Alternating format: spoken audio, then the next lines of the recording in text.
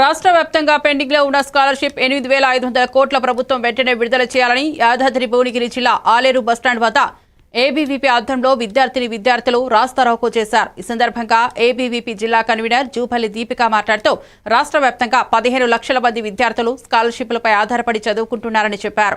ప్రభుత్వం స్పందించి స్కాలర్షిప్లు వెంటనే విడుదల చేయాలని ఏబీవీపీ నాయకులు అరవింద్ డిమాండ్ చేశారు. ఈ కార్యక్రమంలో ఏబీవీపీ నాయకులు శ్రావణ్, అభి, యుగేందర్, పూజిత, ప్రీతిలు పాల్గొన్నారు.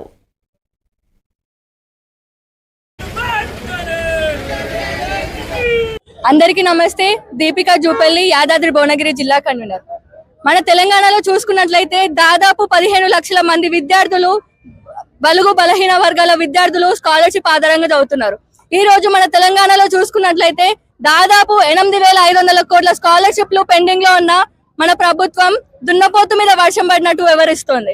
అంతేకాకుండా ఎంతో మంది విద్యార్థులు స్కాలర్షిప్లు టైంకి పడక వాళ్ళ ఒక ఇంటర్మీడియట్ గానీ డిగ్రీ గానీ వాళ్ళ పీజీలు పూర్తి చేసుకొని వాళ్ళ సర్టిఫికెట్లు చేతులకు రాక నానాది కష్టాలు పడడం జరుగుతుంది. తెలంగాణలో విద్యారంగం అనేది పూర్తిగా నిర్వీణం అయిపోతుంది. అంతేకాకుండా తెలంగాణలో ఫ్యాన్సీ షోలు పెట్టడానికి డబ్బులు ఉంటాయి, అంతేకాకుండా మందుల టెండర్లు వేయడానికి డబ్బులు ఉంటాయి, కానీ విద్యార్థులకు స్కాలర్షిప్ వేయడానికి ఈ ప్రభుత్వానికి చేత కాదు.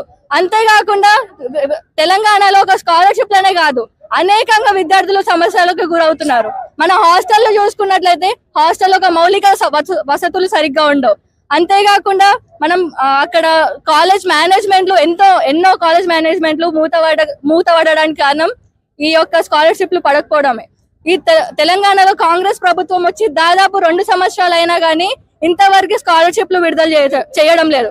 అంతేకాకుండా ఒక యజమాన్యాలతో వీళ్ళు పొత్తులు కలుపుకొని వ్యవహరిస్తున్నారు. అంతేకాకుండా మన తెలంగాణలో దాదాపు 15 లక్షల విద్యార్థులు ఎవరైతే ఉన్నారో వాళ్ళకి వెంటనే రియంబర్స్మెంట్ అనేది అందించాలి.